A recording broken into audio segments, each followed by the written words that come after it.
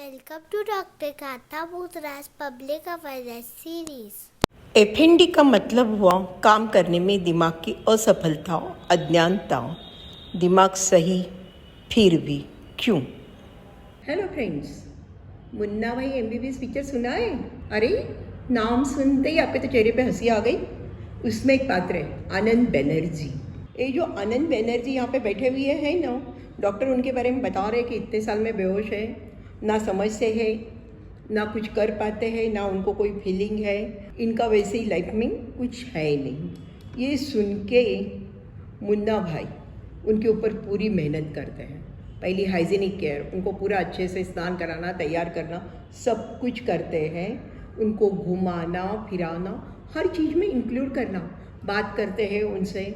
और छोटा सा भी उनका अगर आँख पलकी तो भी हाँ ये पलक गई है, बराबर है, ये सुधर रहे हैं। एक एक छोटा छोटा रिस्पॉन्स उनका पकड़ते हैं। बाद में रिजल्ट, मैं हूँ आनंद। ये क्या बीमारी हो सकती है? ये बीमारी तो उनकी सही थी, पर उन्होंने जानबूझ के तो कुछ किया नहीं था, इनवॉलंटरी थी। इसमें क्या हो रहा है, कुछ गड़बड़ हो रही है फंक्शन में। समझिए ब्रेन एक कंप्यूटर है, उसका हार्डवेयर नॉर्मल है, इसलिए उसके पेशेंट के सब EEG, MRI, CT स्कैन, कुछ भी कंडक्शन, वेलोसिटी, जितने ही रिपोर्ट करोगे, ब्लड के रिपोर्ट करोगे, सब कुछ नॉर्मल आते हैं। सो फंक्शनल न्यूरोलॉजिकल डिसऑर्डर में जो प्रॉब्लम है, ब्रेन को जो संवेदना जा रही है, उसके बाद में एनालिसिस करके उसका जो रिस्पॉन्स आ रहा है, वहाँ पे गड़बड़ है। तो अब क्या करें? कारण क्या है पहले तो ढूंढ लेते हैं। चाइल्डहुड ट्रॉमा, यानी बचपन में समझो पेरेंट्स के बीच में कुछ प्रॉब्लम हो, उसका बच्चे पे असर, पेरेंट्स में से एक आध पेरेंट नहीं हो, या बच्चे को घर में बहुत ज़्यादा परेशानी हो, सेक्सुअली अब्यूज़ हुआ हो, स्कूल में प्रॉब्लम हो, कुछ भी हो, उसका असर बाद में जाके कभी उनके लाइफ में कभी भी सिचुएशन ख़राब आती है तब हो जाता है। इसलिए मैं आपको एक स्टोरी सुना रही हूँ, छोटी सी बच्ची की, 10 साल की, जिसके पेरेंट्स का सेपरेशन हो गया था। बच्ची दाना के यहाँ रह रही थी माँ के साथ। माँ मजदूरी करती थी, फिर भी बच्ची को इंग्लिश मीडियम में डाला था, सब कुछ ठीक चल रहा था। बाद में माँ ने दूसरी शादी की, दूसरा हस्बैंड घर पे आने के बाद उसने बच्ची की स्कूल बदली कराई। वो बोला गवर्नमेंट में भी इंग्लिश मीडियम है तो यहाँ पे क्यों डालने का। फिर बाद में वो जब हस्बैंड आता था तो उसको उसकी जो सौतेली लड़की है वो माँ के पास रही हुई अच्छी नहीं लगती थी। बाद में लड़की वो सौतेले बाप से इतनी डर गई थी कि वो घर में आते ही उसको पसीना छूट जाता, पल्स बढ़ जाती और लड़की बेहोश हो जाती थी।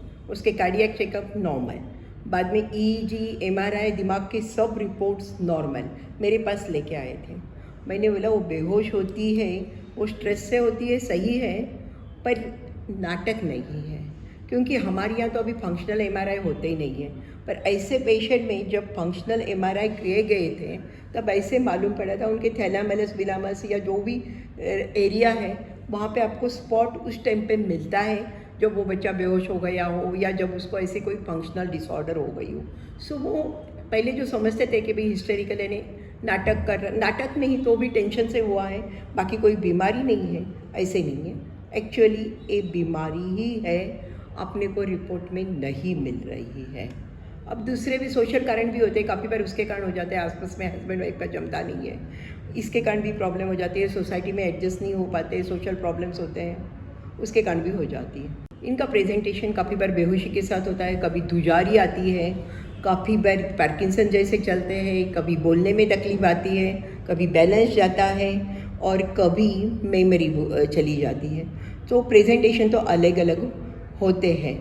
एक किस में होता है, अगर एपिलेप्सी का पेशेंट है उसको अनकॉन्शियसनेस के अटैक्स आते हैं, काफ़ी बार डिफ़िकल्ट करना, डिसाइड करना बहुत मुश्किल होता है एपिलेप्टिक अटैक है या इसके जो प्रॉब्लम है वो एफएनडी के हैं। सेम पार्किंसन के पेशेंट का काफ़ी बार प्रॉब्लम एकदम बढ़ जाता है just because of some stress, headaches बढ़ जाते हैं। तो काफ़ी बार नक्की करना बहुत मुश्किल हो जाता है कि रियल में माइग्रेन ही है या दूसरा कोई कारण, रिसेंट साइकोलॉजिकल कोई प्रॉब्लम होगी तो उन पेशेंट में भी ये बीमारियाँ ज़्यादा होती हैं। ऐसे केसेस में काफ़ी बार 2-3 डॉक्टर्स मिलकर ट्रीटमेंट करते हैं।